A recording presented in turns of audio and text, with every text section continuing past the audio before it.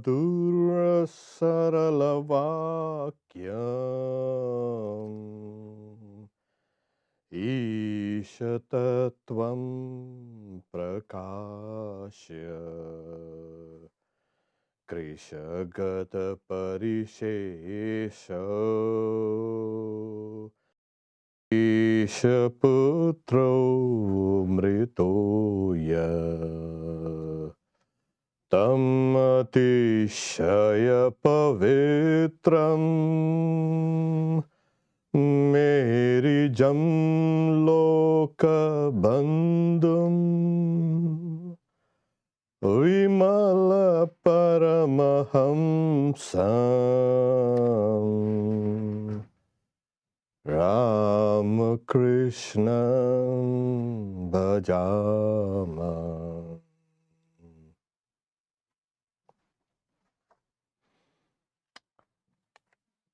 We worship Ramakrishna, the Supreme Soul, who was born as the immortal Son of the Father, born of the Virgin and crucified, who revealed with extreme sweetness and simplicity the truths of Christianity. Om, peace, peace, peace. This verse is taken from Swami Abhedananda's Ramakrishna Avatara Stotra, the 13th verse, where he enumerates Sri Ramakrishna's various avatars.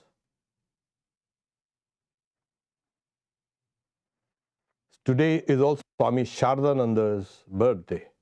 So we're going to discuss about Swami Saradananda. And the topic is Apostle to Two Masters. The two masters are, of course, Jesus Christ and Ramakrishna. All apostles are disciples, but all disciples are not apostles.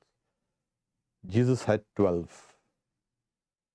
And apostle means one who vigorously does pioneering work, an advocate or a supporter of a mission, an idea. They are empowered by the Master. So Christ had told his apostles, go to Galilee and heal the sick and cast out demons. Well, and spread the gospel. So he had 12, as I mentioned, and there were two sets of brothers. There was Peter and Andrew and James and John. We'll see why this is important later on. So they were mainly fishermen, poor people, and one of them was a tax collector. So he had called them, come, I'll make you fishers of men. And somehow they just dropped their nets, that's how the story goes, and they follow him. So they became the foundation of Christianity. And they were destined like fishermen, but not catching fish, but catching men and bringing them into the church and into life eternal. That was, but if you read the gospel, he also had an inner circle and an outer circle. Yes, there were some little more favorites and some.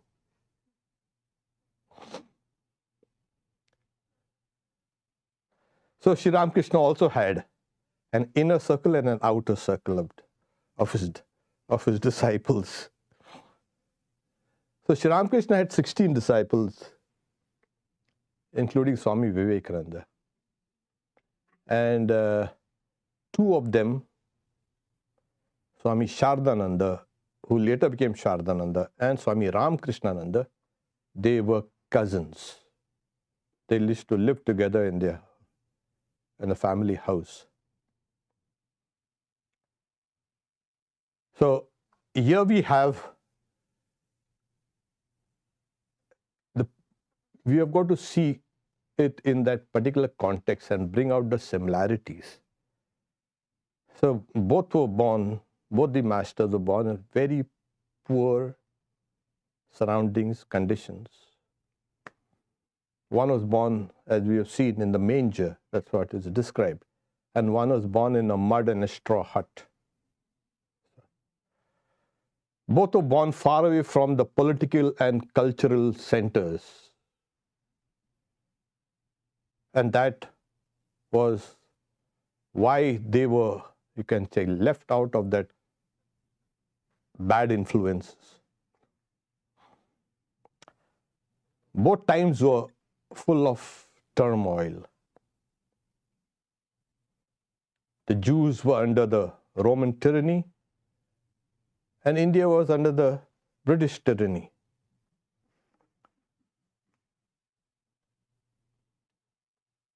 So we can bring a lot of similarities. The poor were really poor, and the same thing, but they were restive. They wanted to kind of break through. But then, in order to save themselves, they had to become conservative, conserve their energies. They were involved in the small things of life. They had become superstitious. The only way to save yourself from being just mowed down or being washed away is to batten down and stick around. See, let the waves pass over you. So these were happening in Judea as well as in India also. People had become less interested in the greater problems of life, but they were interested in all the small details. So we have, at the same time, as I said, people were restive. They were trying to kind of break through. And they wanted a spark somewhere. It had to come. It had to come. So in India, Swamiji has said, religion is the backbone. And from religion comes everything else. So there had to be a religious revival. And people say, oh, we need a political revival or an economic revival. Nowadays, that's what. But in those days, religious culture was the very foundation of society. And if that is revived, everything else is revived. Agriculture, economy, and arts, and sciences, and everything. And he had said, if India wants to rise, it will have to rally around Sri Ramakrishna. He has come to awaken the national life, Swamiji says. So they were taxed, they were poor, they were oppressed, they were suppressed, both sides. But if you see that every incarnation of prophet is a product of his or her times, always.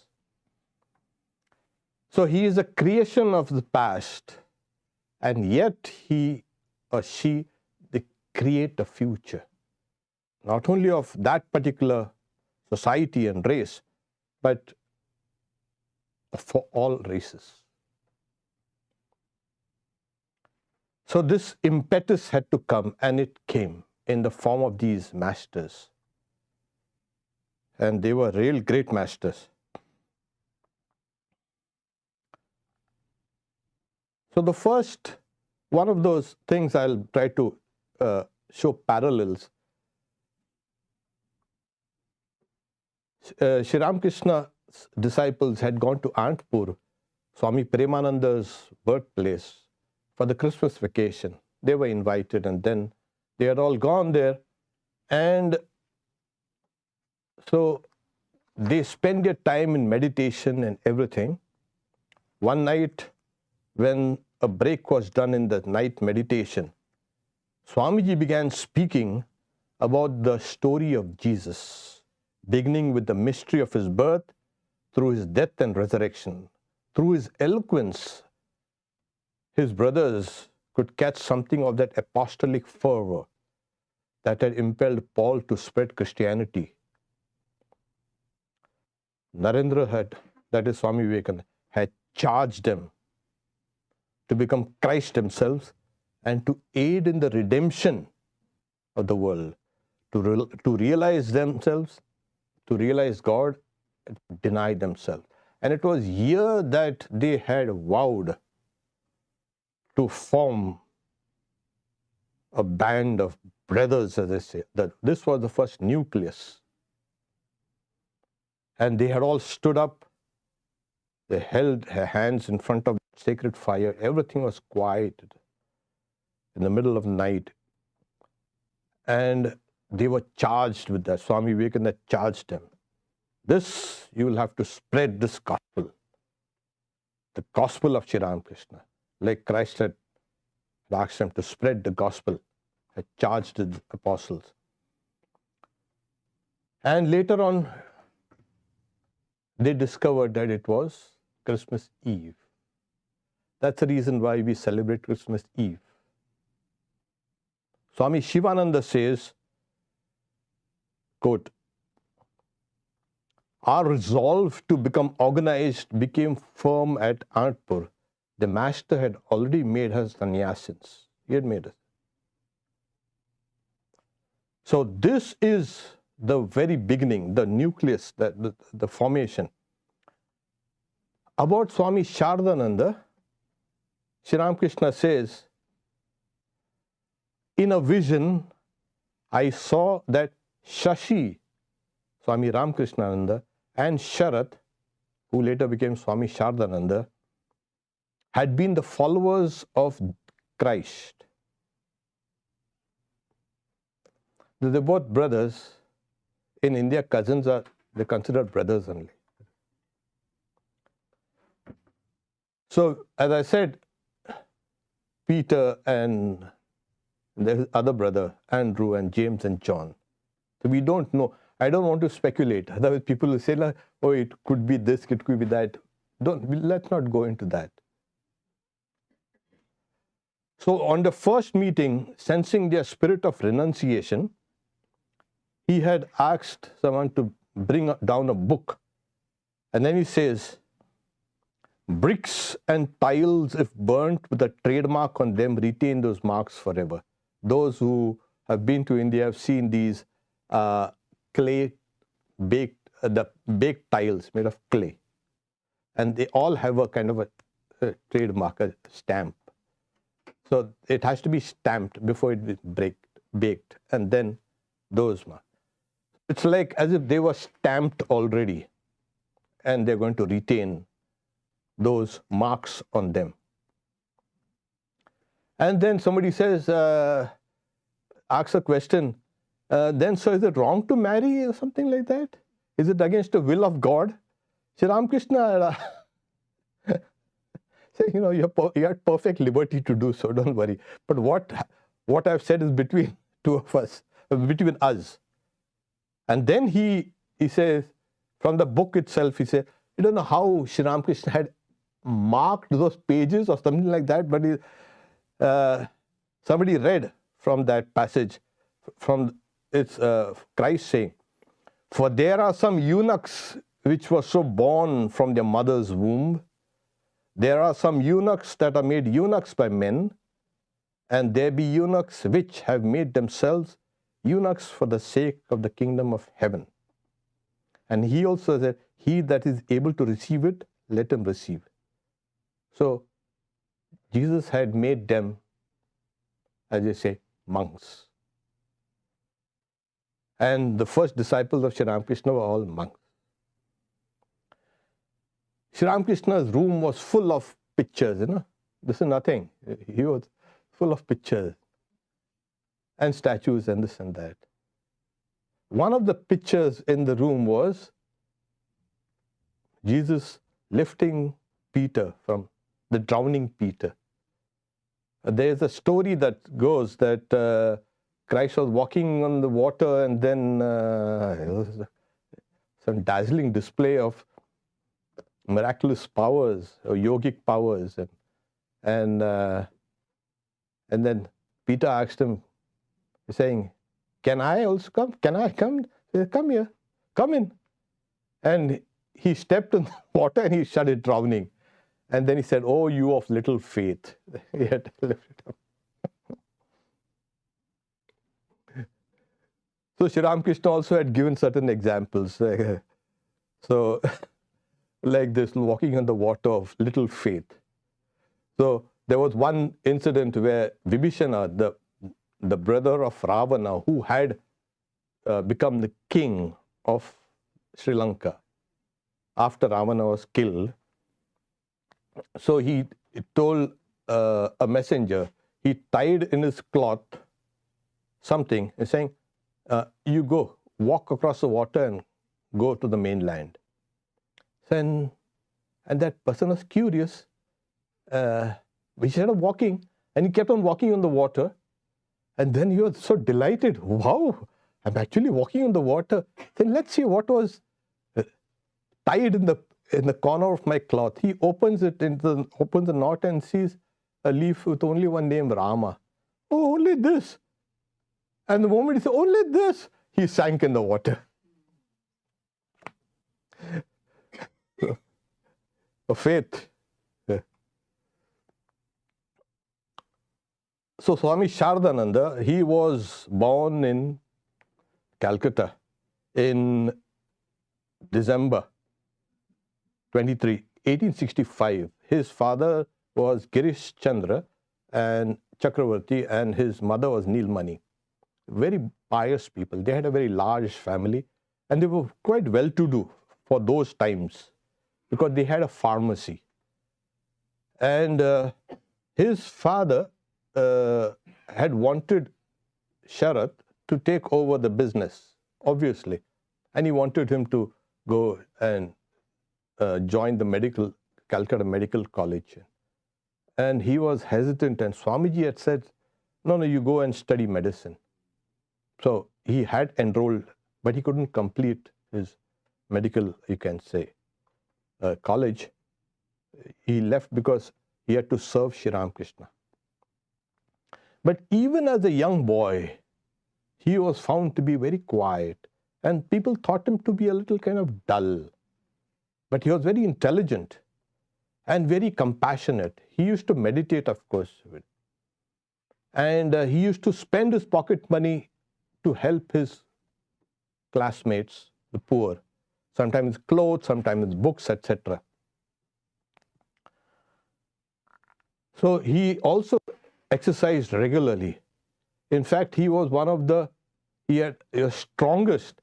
Holy Mother says they were comparing who's got most physical strength. And Holy Mother had said, Sharad, that is, Swami Saradananda has got more physical strength than even Swamiji. And it was required because later on, the way he worked there.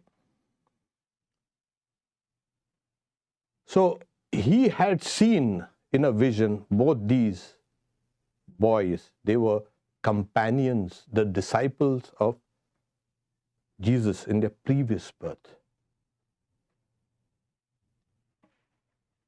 He had finished his school, Hare School, and then he had enrolled in St. Xavier's College. And so there was a principal, Father Lafont. He saw something in him, his spirituality, etc., and he began teaching him the Bible and Christianity. The principal was impressed with his spirituality. So After he comes in touch with Sri Ramakrishna, he visits him regularly. There's no mention of how he was initiated.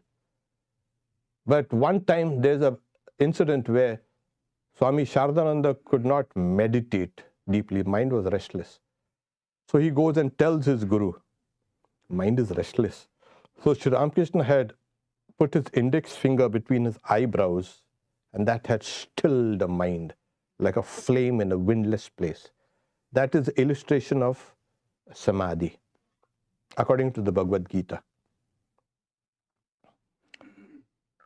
So he had interacted with the other disciples and also with Swami Vivekananda.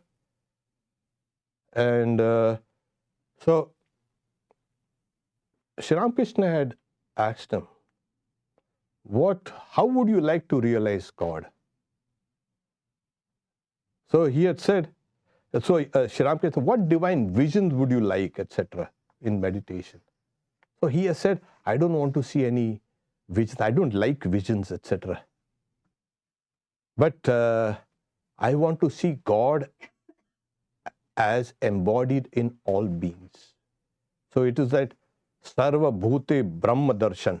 To see Brahman in all beings is the state of Vijnana. Not only Jnana, knowledge, but Vijnana, a special knowledge, where you see the reality everywhere. So Sri Ramakrishna had smiled and said, but that is the very last word in spirituality. You won't get it in the very beginning. But he had said, I won't be satisfied with anything short of that. So Ramakrishna was even more pleased. He's saying, yes, you will attain it.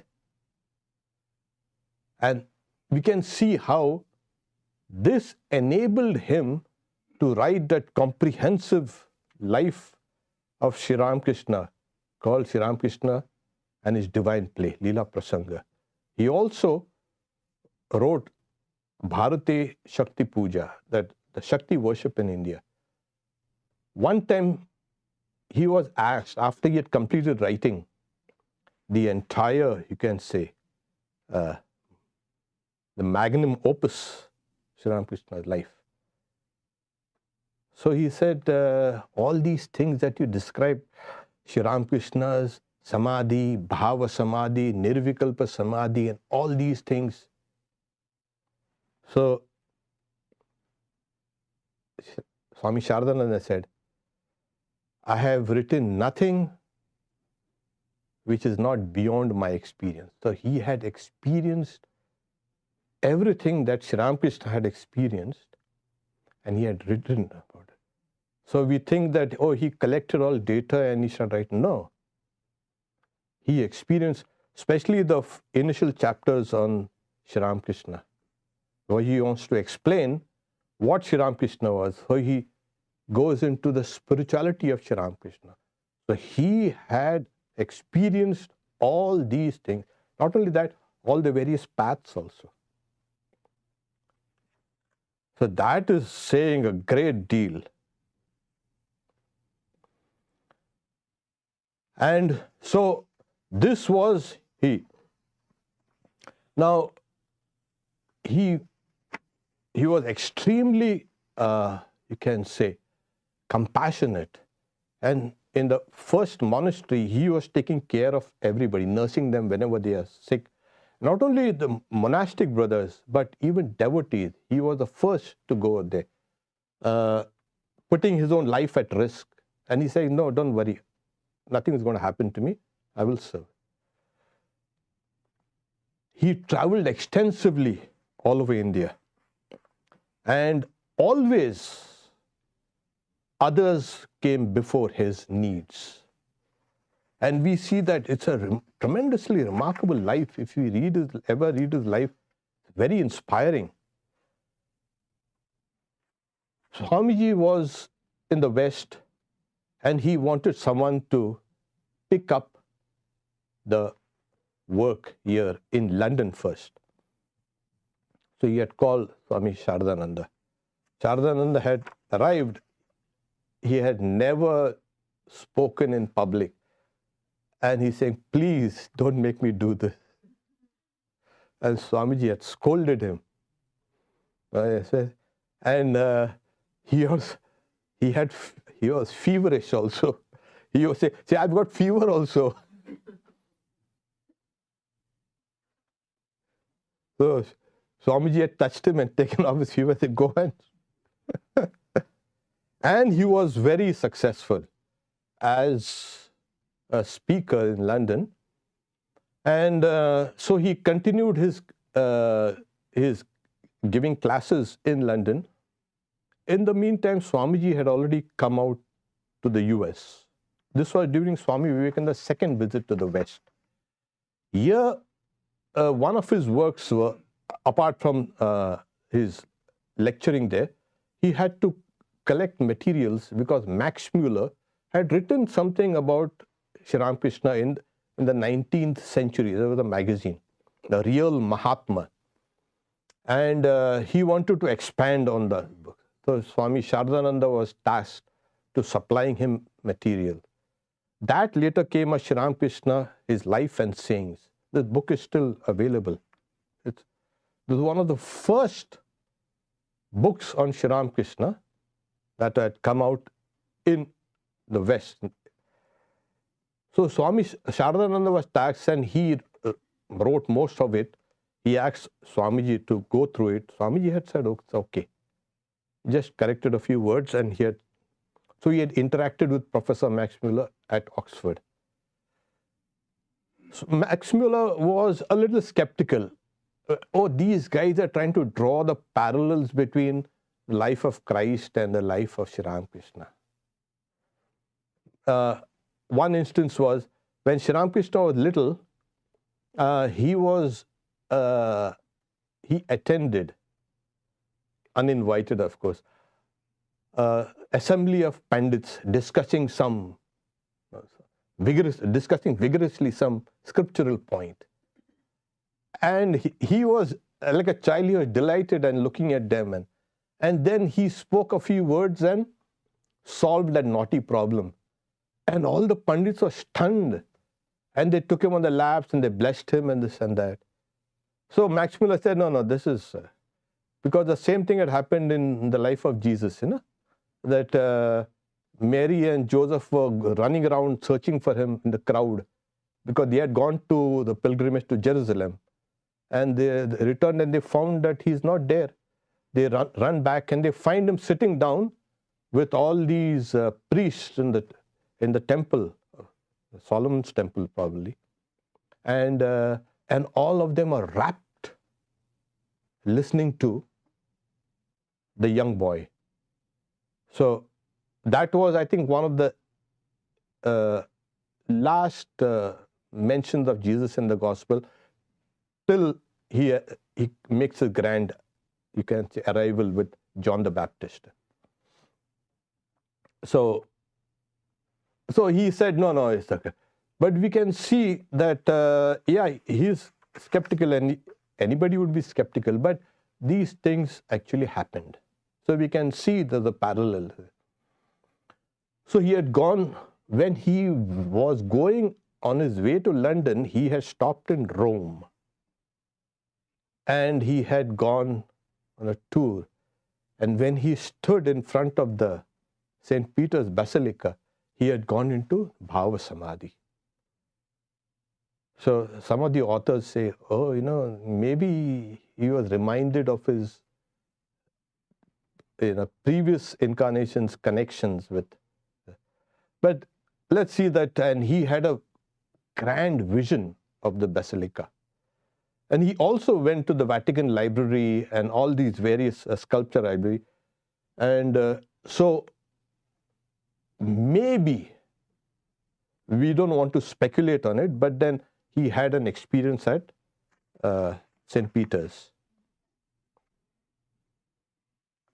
Now, when you come to Sri Ramakrishna and Jesus Christ, they are so, like I said, the conditions were more or less similar 2,000 years, about 2,000 years apart. Sri Ramakrishna, one time, he used to go to Shambhu Malik's house. There was a neighbor.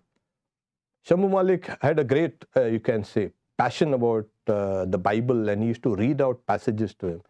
So he was little acquainted, Sri Ramakrishna was acquainted with. So there was another neighbor called Jadu Malik, and he used to go to their house also. They were very devoted to Sri Ramakrishna. And Jadu Malik's house had a picture of the Madonna with a child. And one day he was gazing at it intently. And he saw rays of light emerging from that picture and entering into him. That picture is now in San Francisco in the Vedanta Society. So, and he was completely overwhelmed. All his old experiences of the various disciplines that he had created, that he had experienced, were pushed aside. And he's saying, "Mother, what is this? What are you doing here?" He returned to Dakshineshwar, and he didn't even visit the temple of Kali there. So 3 days he was in a spiritual mood. He was having a lot of these visions, mainly Christian visions. And at the end of 3 days, he say, in his own words, in the words of Swami Saradananda, of course,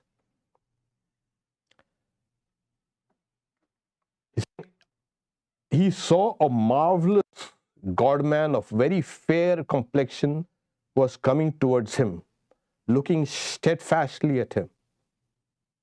As soon as Sri Ramakrishna saw him, he knew that he was a foreigner. I mean, not a local, any Britisher or something like that. And then he says, he saw that his long eyes had produced a wonderful beauty in his face. So he had large eyes. And the tip of his nose, though a little flat, did not at all impair that beauty. The master was charmed to see that extraordinary divine expression on that handsome face and wondered who he was. Very soon that person approached him, and from Sri Ramakrishna's inner self came the voice.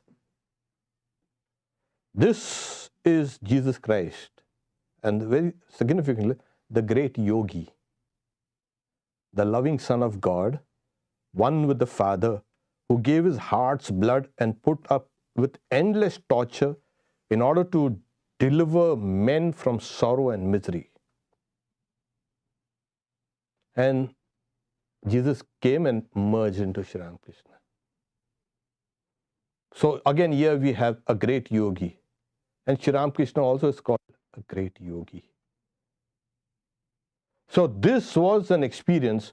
So the two masters are now one. So after that experience, Sri Ramakrishna gets into the samadhi, and what happened was, he had experience of Saguna Brahman, Brahman with forms. And he remained there in that state for a very long time. This was an indication that Jesus was an incarnation. Only in our case we say he is one of the many incarnations. As we have seen Swami Abhedananda writing about the various incarnations that Sri Ramakrishna had come as, and one of them was the prophet of Judea. So again, we see that there is a correspondence. Ramakrishna, when one time he sat on Swami Saradananda's lap, and very curious, everybody were, what happened suddenly? So I want to see how much weight he can bear. Jesus also had said, upon this rock I will build my church. Later, when Swami Saradananda was in the US mainly working on the East Coast, New York, Boston, Massachusetts, all these places, New Jersey. For 2 years he was there. He worked tirelessly. And then Swami Vivekananda, who had returned, he said, come back. He had to drop everything, depute Swami Abhedananda to look after the work, and he left. Because he wanted Swami Saradananda to look after the fledgling order. So Swami Saradananda was, as I say, by default a leader. And through this leadership qualities, he guided, inspired, and built what we have, the Ramakrishna movement. So he was, as I say, the heart of the order. He had also many duties. Like his name Saradananda, he was also the chief, you can say, attendants of Holy Mother. He had to run innumerable, you can say, errands for her.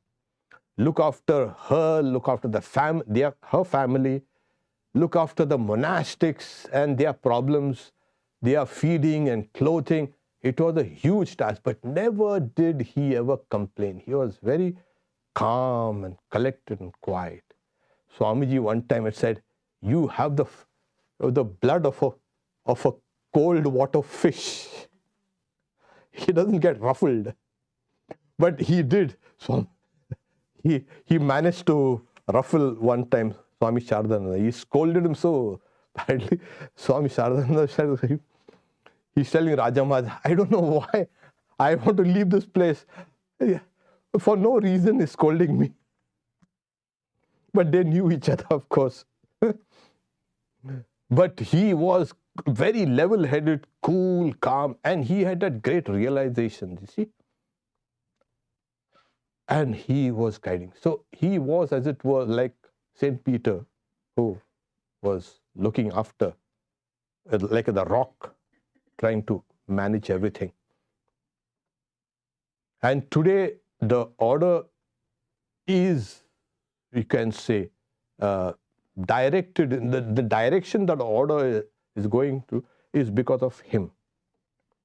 So he was made the Secretary General. So when Raja Maharaj had passed away, he was asked, now you become the president. So he said, no, Swamiji has made me the Secretary General. No way.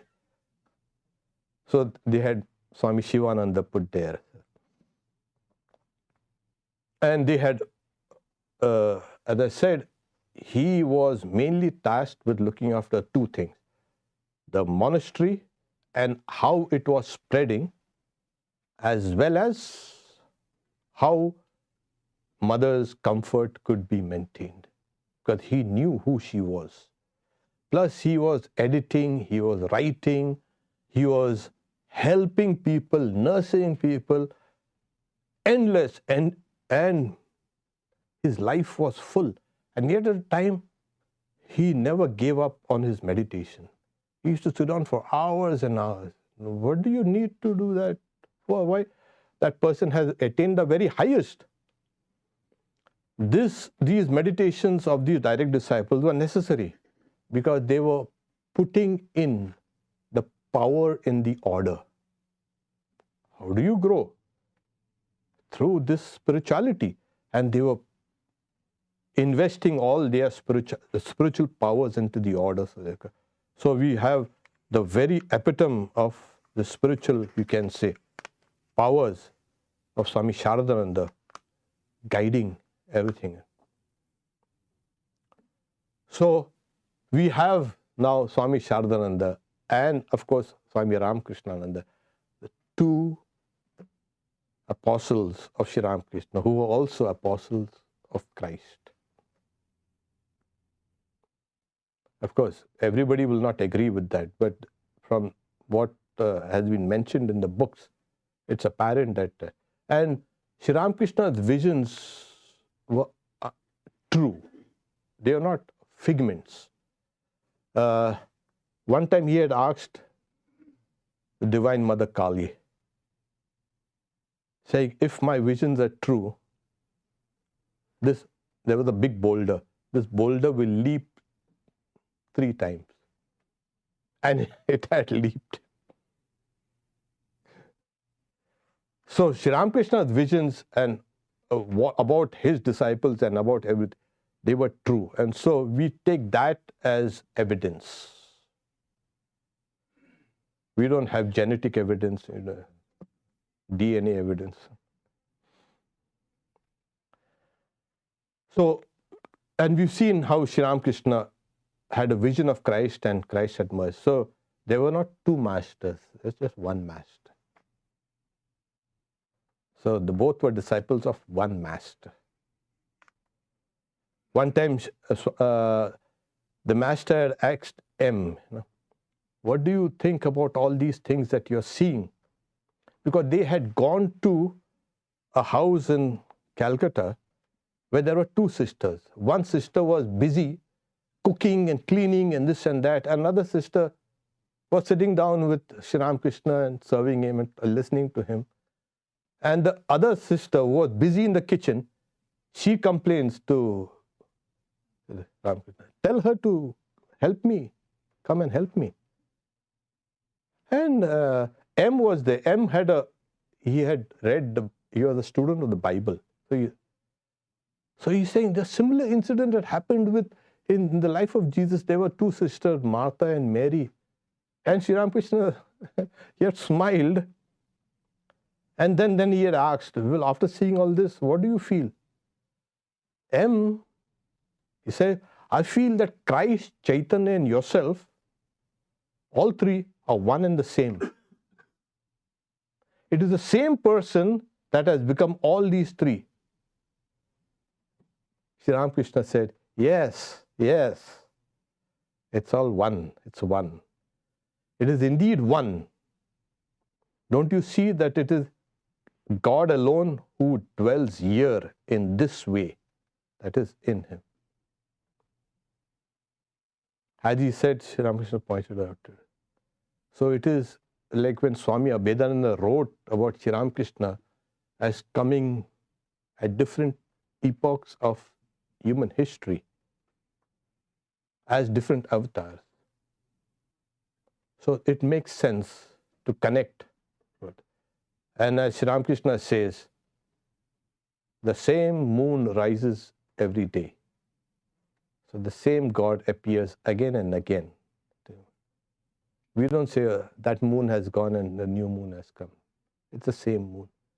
So that same one God repeatedly comes to order to guide humanity, their spiritual pursuits, to liberate people.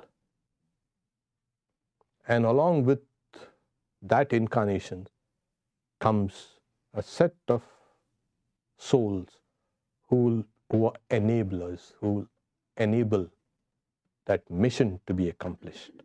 So Swami Saradananda was one of them. Those who are interested could read his life. It's an amazing life. Om Shanti Shanti Shanti Harihi Om Tat Sat Sri Ram Krishna Arpanamastu. A few announcements. From tomorrow, we are starting our winter recess. And that's from tomorrow. This evening we have Ram Nam. And it will reopen on 26th Feb. But that break will be paused for one day on 26th January to celebrate Swami Vivekananda's puja. So it's as you say, it will start at 11 o'clock and the usual pujas that we have, the puja and then a talk and the prasad, etc. And of course, the singing. So those who will feel a kind of a vacuum, please go and listen to some of the old talks that we have. Some of the questions. If the two disciples or followers of Christ, then why were they born again as disciples of Sri Ramakrishna, not get moksha when with Christ? If they didn't get moksha, what chance do normal people have? Oh yeah, I get your point. But you know what happens is, there are some souls, Sri Ramakrishna says, are Nitya Siddhas. They are ever free. They are not born like us. They are not born because of karma. They are already free, and they always accompany an incarnation. They come out of their own will, or better still, their will is one with God's will. So they come down along with an incarnation repeatedly. Because whatever we may think about us, we think about us as so great as human beings. We will not be able to catch anything of spirituality if it wasn't for them. It's just impossible. So the first, you can say, the spiritual impact is taken by these ever-free souls, and then they, like a dam, they kind of let it out slowly. We will never be able to understand first an many people cannot understand what is God. Forget it. It's not possible. Many people, it's almost impossible to understand an incarnation. But at least we can understand a little of these ever-free souls. So it is through them we go to the incarnation, and then we go to the reality. Because Christ says, no one can come to the Father except to the Son. What ideas of God do we have? Oh, it is Satchitananda. What does it mean? Ask the people. Oh, it is an infinite. Tell them, what does it mean? It's just words.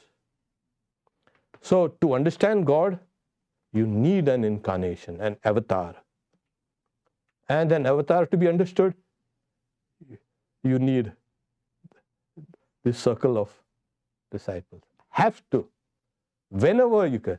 There are people who are claiming to be incarnations.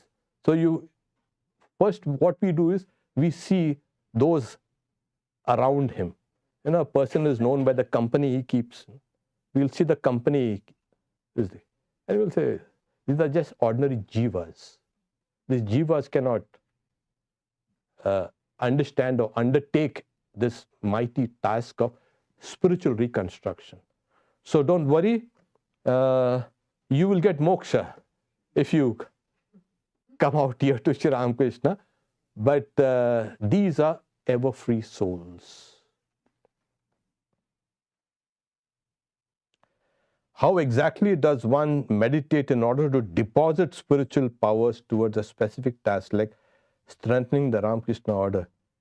Is it like a spiritual bank transfer? Oh, that's a nice example.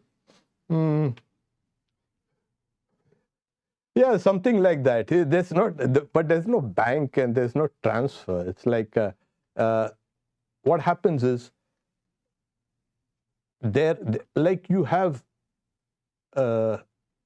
say physical power, like mechanical power, chemical power, all these various things are there. The world is nothing but power. Okay. What happens is, so there is something called a spiritual power also. Where is it embedded in? Where it is kept? Where's the bank? The bank is Ramakrishna, his teachings, and his mantras. That's where the power resides. So there you are. because it's, you're not going to keep it in the walls and doors and windows. That does not make an order. So people who take the name of Ramakrishna, so it's always, they were asked, why do you meditate so long? Why do you practice so much austerities?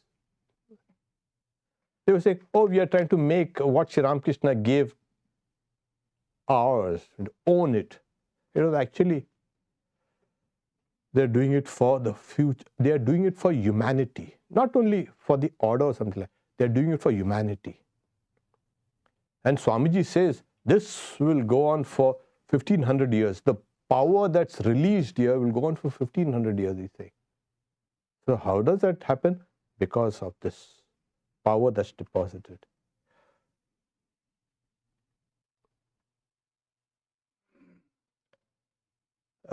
Okay. Please say something why the Leela Prasanga divine play was not completed. It was not completed because Swami Saradananda was asked, when you complete it? Saying, I have not got the direct command. He's saying, I've written all this from the direct command of Sri Ramakrishna. So it was left like that. Not incomplete, but the final chapters were not written. Though he was there, he was present, but so that was his answer. So that is my answer also.